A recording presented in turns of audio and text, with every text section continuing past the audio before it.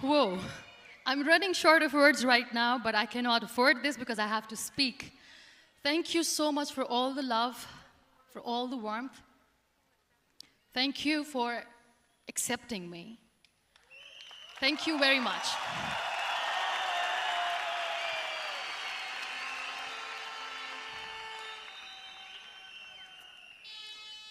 Well, I always start my talk with a disclaimer. And that disclaimer is that I've never claimed to be a motivational speaker. Yes, I do speak, but I feel more like a storyteller because wherever I go, I share a story with everyone. Well, it is a story of a woman whose perfectly imperfect life made her who and what she is today. It's the story of a woman who, in pursuit of her dreams and aspirations, made other people realize that if you think that your life is hard and you're giving up on that because you think your life is unfair, think again. Because when you think that way, you are being unfair to your own self. It's the story of a woman who made people realize that sometimes problems are not too big. We are too small because we cannot handle them.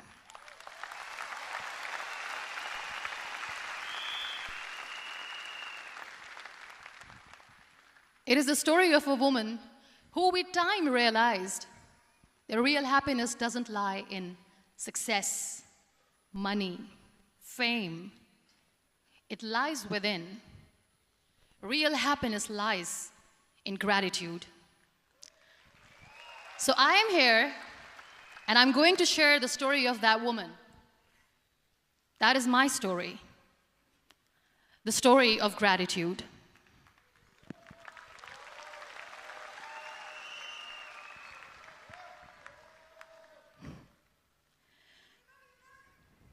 I love you too. I love you all. I believe in the power of words. Many people speak before they think. But I know the value of words. The words can make you, break you, they can heal your soul, they can damage you forever. So I always try to use the positive words in my life wherever I go. They call it adversity, I call it opportunity. They call it weakness, I call it strength. They call me disabled, I call myself differently abled.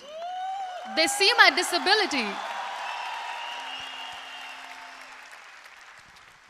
They see my disability, I see my ability. There are some incidents that happen in your life, and those incidents are so strong that they change your DNA. Those incidents or accidents are so strong that they break you physically. They deform your body, but they transform your soul.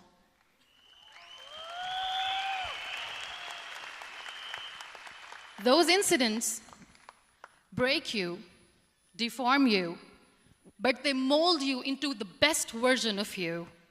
And the same thing happened to me. And I'm going to share what exactly happened to me. I was 18 years old when I got married. And this thing I'm sharing for the very first time on an international level. I was 18 years old when I got married. I belonged to a very conservative family, a Baloch family, where good daughters never say no to their parents. My father wanted me to get married. And all I said was, if that makes you happy, I'll say yes. And of course, it was never a happy marriage. Just about after 2 years of getting married, about 9 years ago, I met a car accident. Somehow my husband fell asleep and the car fell in the ditch. He managed to jump out, saved himself. I'm happy for him. But I stayed inside the car and I sustained a lot of injuries. The list is a bit long. Don't get scared. I'm perfectly fine now. Radius ulna of my right arm were fractured. The wrist was fractured. Shoulder bone and collarbone were fractured. My whole rib cage got fractured. And because of the rib cage injury, lungs and liver were badly injured. I couldn't breathe. I lost urinary bowel control. That's why I have to wear the bag wherever I go. But that injury that changed me and my life completely as a person and my perception towards living my life was the spine injury. 3 vertebrae of my backbone were completely crushed, and I got paralyzed for the rest of my life. So this accident took place in a far-flung area in the outskirts of a very small province, Balochistan, where there was no first aid, no hospital, no ambulance. I was in the middle of nowhere in that toppled car. Many people came to rescue. They gave me CPR. They dragged me out of the car. And while they were dragging me out, I got the complete transection of my spinal cord. And now there was this debate going on. Should we keep it here? She's going to die. Where should we go? There is no ambulance. There was this 4-wheeler Jeep standing in the corner of the street. They said, put her in the back of the Jeep and take her to the hospital, which is 3 hours away from this place. And I still remember that bumpy ride. I was all broken. They threw me at the back of the Jeep and they rushed me to the hospital. That is where I realized that my half body was fractured and half was paralyzed. I finally ended up in a hospital where I stayed for 2.5 months. I underwent multiple surgeries. Doctors have put a lot of titanium in my arm. There's a lot of titanium at my back to fix my back. That's why people in Pakistan call me the Iron Lady of Pakistan.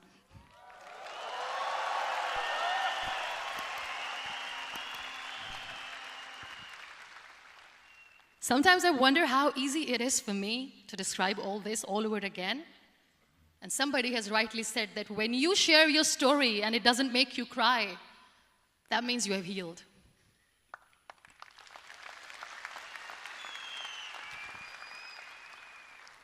Those 2.5 months in the hospital were dreadful.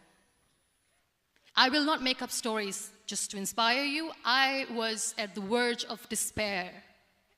One day, doctor came to me and he said, well, I heard that you wanted to be an artist, but you ended up being a housewife. I have a bad news for you. You won't be able to paint again because your wrist and your arm are so deformed, you won't be able to hold a pen again. And I stayed quiet. Next day, doctor came to me and said, your spine injury is so bad, you won't be able to walk again. I took a deep breath and I said, it's all right. The very next day, doctor came to me and said, because of your spine injury and the fixation that you have in your back, you won't be able to give birth to a child again.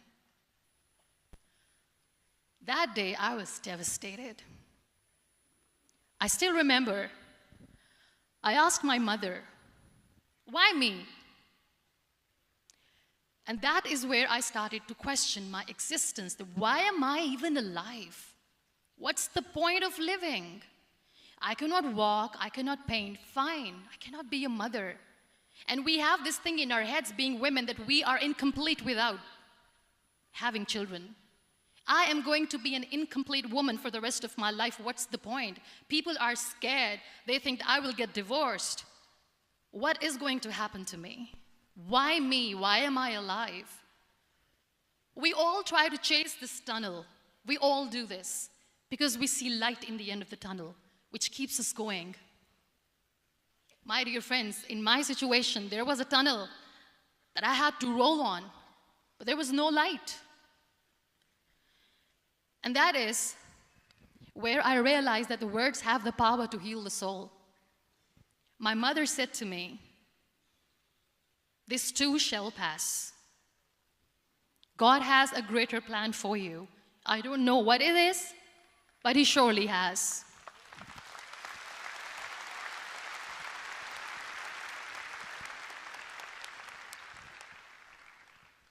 And in all that distress and grief, somehow or the other, those words were so magical that they kept me going.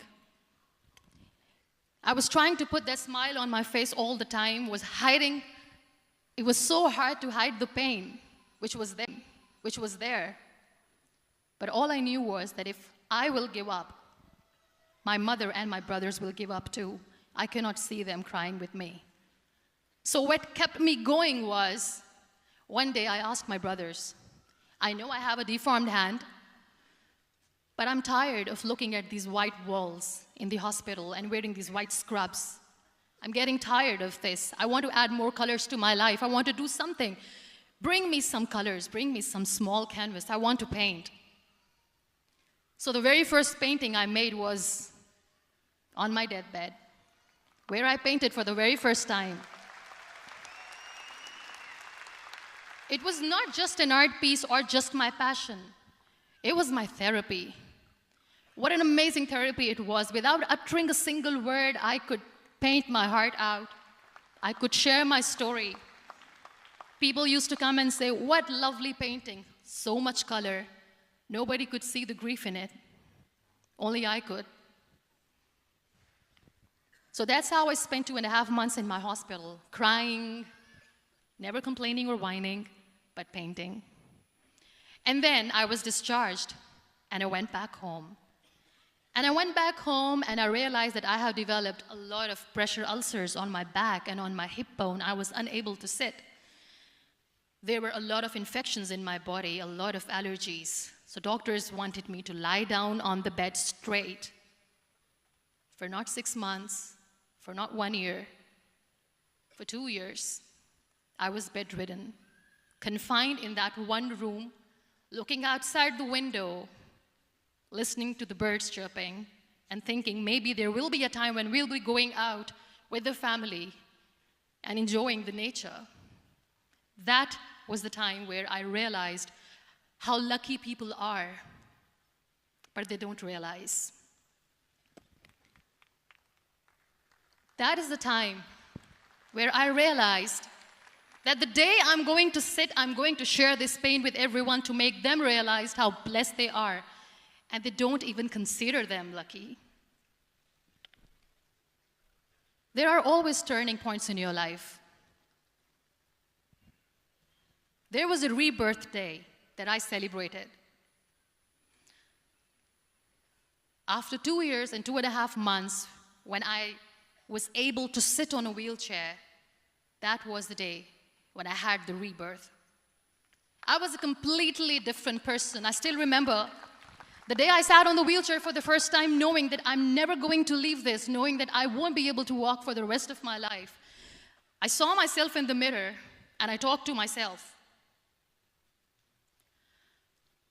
And I still remember what I said. I cannot wait for a miracle to come and make me walk. I cannot sit in the corner of the room crying, cribbing, and begging for mercy because nobody has time. So I have to accept myself the way I am. The sooner, the better. So I applied the lip color for the first time.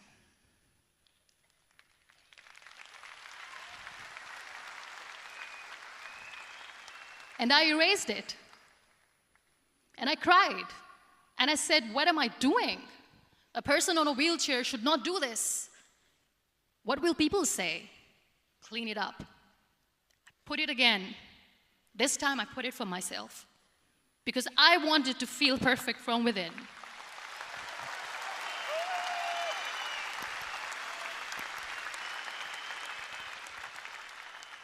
And that day I decided that I'm going to live life for myself.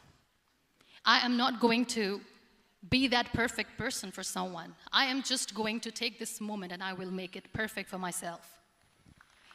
And you know how it all began? That day I decided that I'm going to fight my fears. We all have fears. Fear of unknown, fear of known, fear of losing people, fear of losing health, money. We want to excel in career, we want to become famous, we want to get money. We are scared all the time. So I wrote down one by one all those fears, and I decided that I'm going to overcome these fears one at a time. You know what was my biggest fear? Divorce. I couldn't stand this word. I was trying to cling on to this person who didn't want me anymore, but I said no. I have to make it work. But the day I decided that this is nothing but my fear, I liberated myself by setting him free.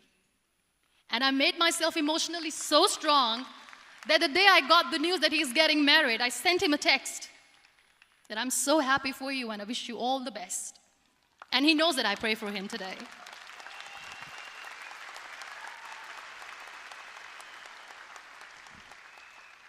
My biggest fear, number 2, was I won't be able to be a mother again. And that was quite devastating for me. But then I realized there are so many children in the world, all they want is acceptance. So there is no point of crying, just go and adopt one. And that's what I did.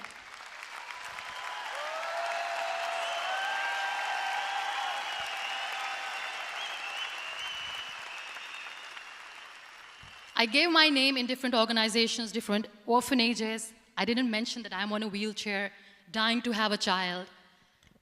So I just told them that this is Muniba Mazari and she wants to adopt a boy or girl, whatsoever, but I want to adopt a kid. And I waited patiently. 2 years later, I got this call from a very small city in Pakistan. I got a call and they said, "Are you Muniba Mazari? There is a baby boy and would you like to adopt?"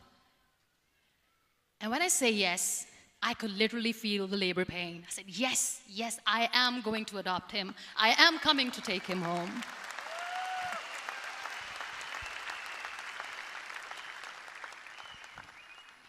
And when I reached there, the man was sitting and he was looking at me from head to toe. And in back of my head, I kept thinking that, oh my God, he's going to say she's on the wheelchair, she doesn't deserve it. How is she going to take care of him? And I looked at him and I said, do not judge me because I'm on the wheelchair. But you know what he said? He said, I know you will be the best mother of this child. You both are lucky to have each other.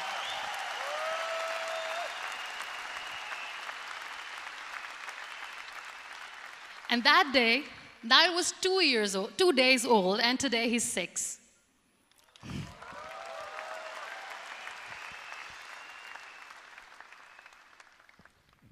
You'll be surprised to know another bigger fear that I had in me. It was facing people. I used to hide myself from people. When I was on bed for 2 years, I used to keep the door closed. I used to pretend that I'm not going to meet anyone, tell them that I'm sleeping. You know why? Because I couldn't stand that sympathy that they had for me. They used to treat me like a patient. When I used to smile, they used to look at me and say that, "You're smiling, are you okay?" I was tired of this question being asked, "Are you sick?" Well, a lady yesterday at the airport asked me, "Are you sick?" And I said, well, besides the spinal cord injury, I'm fine, I guess.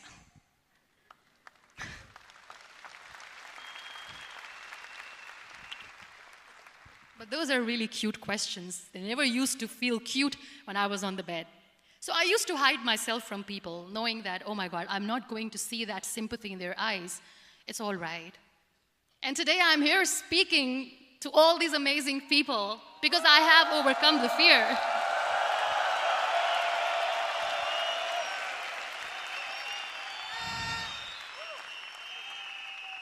You know, when you end up being on the wheelchair, what's the most painful thing? That's another fear that people on the wheelchair, or the people who are differently abled, have in their hearts, but they never share. I'll share that with you. The lack of acceptance. People think that they will not be accepted by other people because we, in the world of perfect people, are imperfects. So I decided that instead of starting an NGO for disability awareness, which I know will not help anyone, I started to appear more in public. I started to paint. I always wanted to. I have done a lot of exhibitions. I'm Pakistan's first wheelchair-bound artist.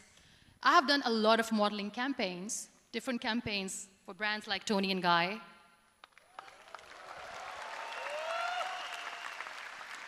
I have done some really funny, breaking the barriers kind of modeling.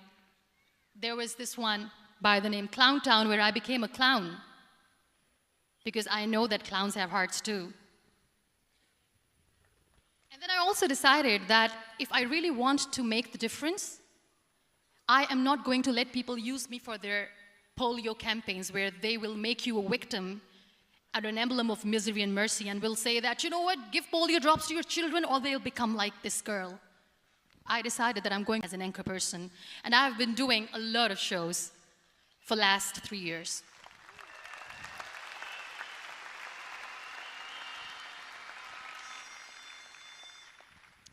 So when you accept yourself the way you are, the world recognizes you.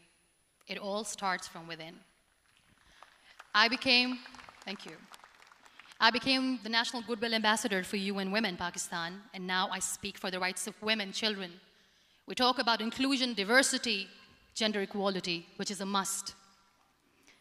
I was featured in BBC 100 Women for 2015. I'm one of the Forbes 30 under 30 for 2016. And it all didn't happen alone. You all are thriving in your careers. You have bigger dreams and aspirations in life. Always remember one thing. On the road to success, there is always we, not me. Do not think that you alone can achieve things. No. There is always another person who is standing behind you, maybe not coming on the forefront, but behind you, praying for you and supporting you. Never lose that person. Never.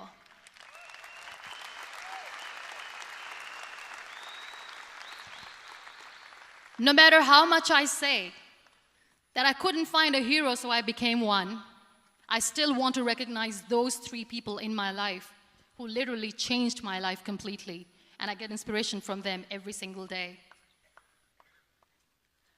Waleed Khan. Many people know about the terrorist attacks in Pakistan. We have lost many people. And I'm sharing this with a very heavy heart because we actually have lost a lot of people in this huge turmoil of terrorism. These people are barbarians. They do not see people. They're even worse than animals. They have killed people in mosques. They have killed people in churches, temples, even in schools.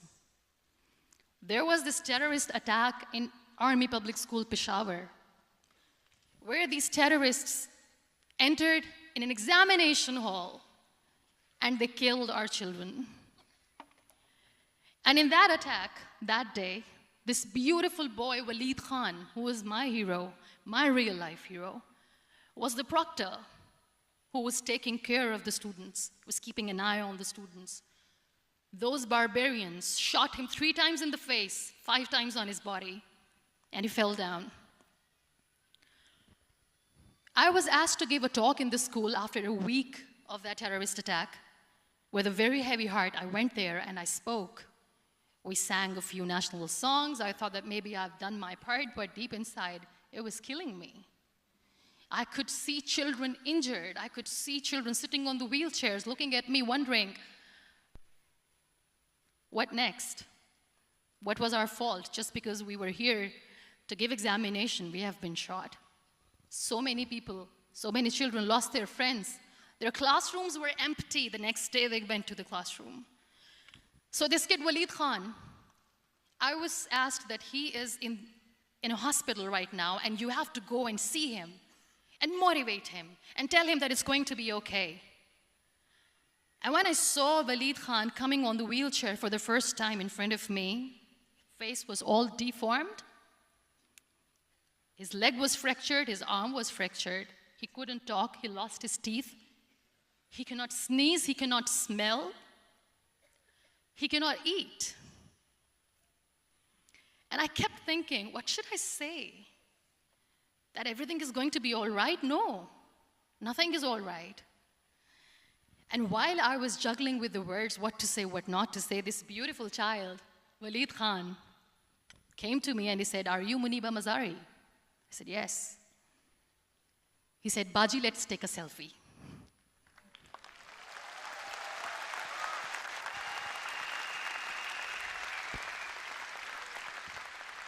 And with that beautiful, toothless smile of Waleed Khan, we took that beautiful selfie that I still have with me. I don't share that here because he was in a very bad shape that time. And that is where I realized that when I was thinking too much about his deformities, he's happy with himself. He doesn't even care. Because today he goes in the same school, and when somebody asks him that what happened to your face, why so many scars, you know what he says? "These scars are my medals and I wear them with pride."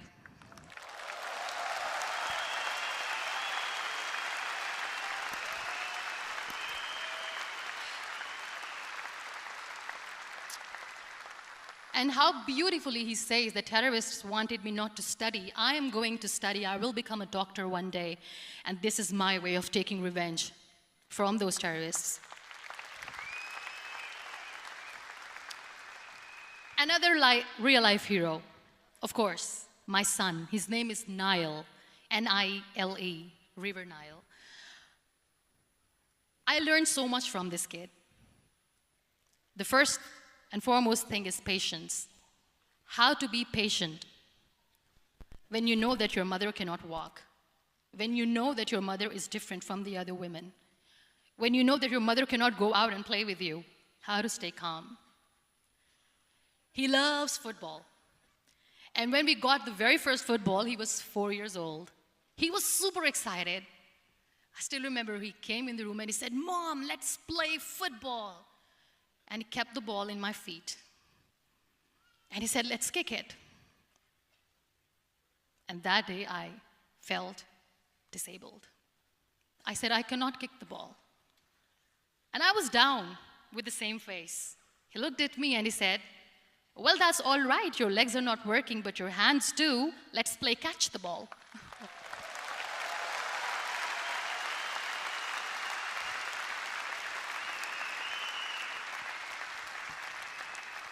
You know what, that day he made me realize that when you think your glass is half empty, come on, your glass is half full. It's all in here and here.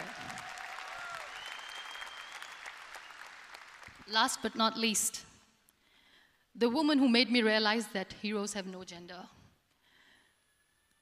The woman who believed in me even when I was completely at the verge of despair, where everybody left, she was there.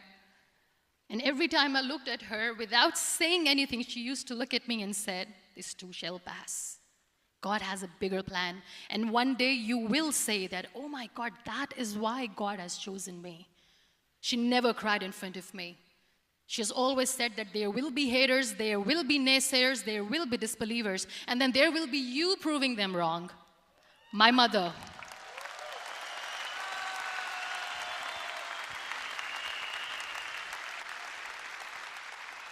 Whatever I am today, I'm nothing without her. I'm nothing without her. Thank you, Mama. I wish you were here. Thank you for making me who I am today.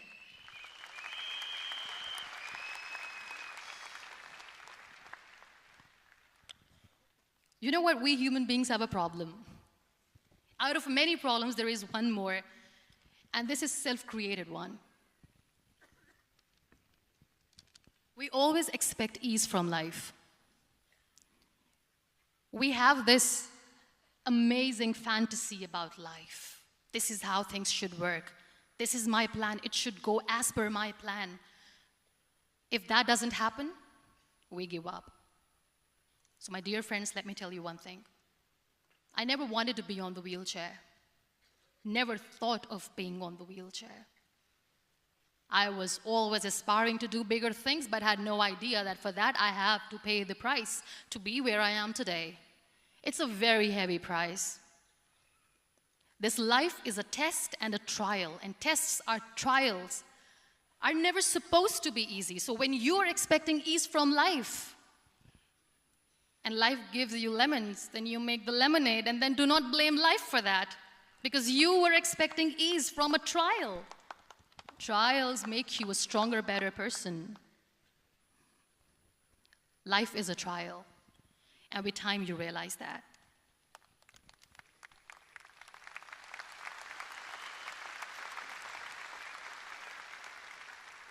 It is okay to be scared. It is okay to cry. Everything is okay, but giving up should not be an option. They always say that failure is not an option. Failure should be an option, because when you fail, you get up, and then you fail, and then you get up, and that keeps you going. That's how humans are strong.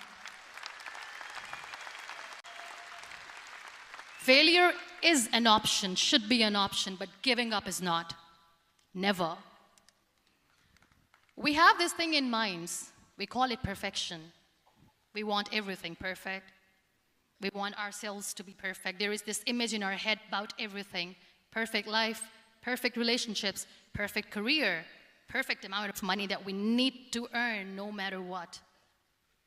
Nothing is perfect in this world. We all are perfectly imperfect, and that is perfectly all right. That's all right. We were sent here not to become the perfect people. Those people who tell you how to look perfect, even those people are imperfect. Trying to fight this fear of looking imperfect. I used to be perfect. I still remember. I got this compliment years ago when I used to walk. Oh my God, look at you. You're fair, you're tall, you're perfect. Look at me now. You're still perfect.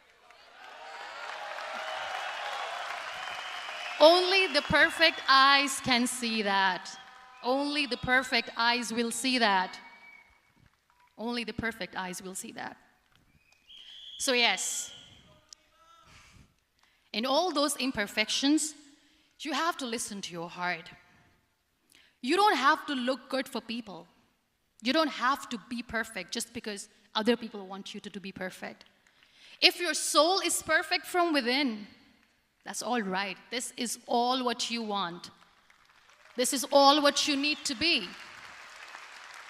Our society has made very weird kind of norms to look perfect and great. For men, it's different. For women, it's different. We think too much about what people say. We listen to ourselves too little. You know what makes you perfect? When you make someone smile. You know what makes you perfect? When you try to do something good for the people around you. You know what makes you perfect? When you feel someone's pain. And how beautiful pain is that it connects you with people. No other medium can connect you with others but pain. That's why I always say that I'm in pain, and that's a blessing in disguise for me. Today, just because I'm in pain and I'm on the wheelchair, I work for children. Being the head of CSR for a company, we conduct medical camps in far-flung areas of Pakistan where so many kids die because they don't have medical facilities. And I personally believe just because they cannot afford to live doesn't mean we'll let them die. So we give them money, we give them medical treatment, we try to heal their wounds, physical and emotional. And I also work for the beautiful people, we call them third gender, the transgender community of Pakistan. You know what connects me with them? All my imperfections. When I go and I hug them, they never judge me. And this very good friend of mine, her name is Bijli. Bijli means electricity. She calls herself electricity. And I said, are you electricity? She says, no, I'm lightning. I'm as strong as lightning. Because we have very bad power outage, so she doesn't want me to call her electricity. So she says, I am very strong. I'm thunder, I'm lightning. She came to me, and the first time I hugged her, she said, you are just like me. And I said, yes, I am like you. Because to people, we are so imperfect. So how beautiful these imperfections are, that because of these imperfections, you can connect with people. Then why are we all running after being perfect? What's the point?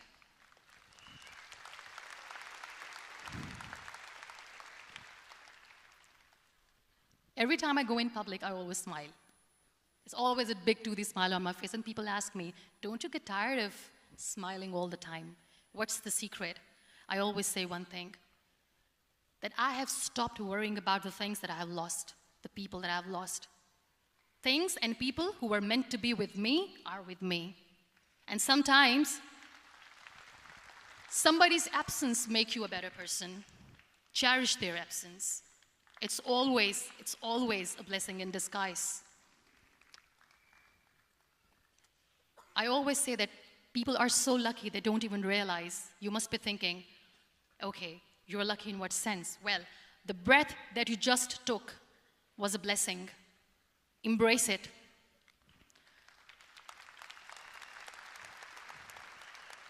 There are so many people in the world who are dreaming to live a life that you are living right now. You have no idea. Embrace each and every breath that you are taking. Celebrate your life. Live it. Don't die before your death. We all die.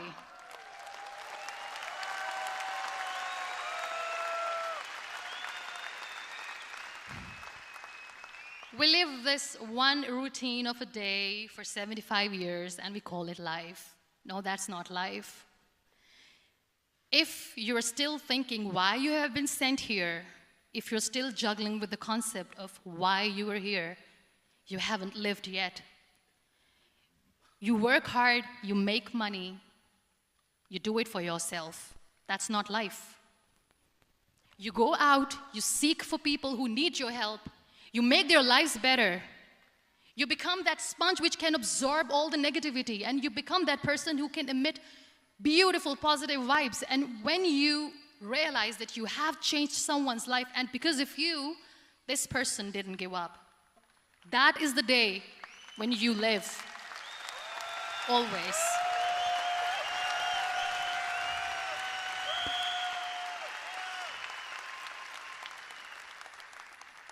We were talking about gratitude, why I smile all the time.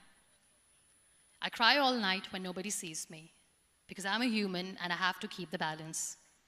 And I smile all day because I know that if I will smile, I can make people smile. That keeps me going.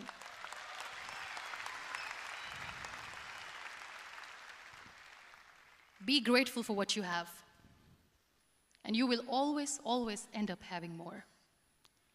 But if you'll cry and if you'll crib for the little things that you don't have or the things that you have lost, you will never ever have enough. Sometimes we are too busy thinking about the things that we don't have that we forget to cherish the blessings that we have. I'm not saying that I'm not healthy and that makes me unlucky, but yes, it is hard. It is hard when I say that I cannot walk. It is hard to say when I wear this bag. It hurts. But I have to keep going, because never giving up is the way to live, always.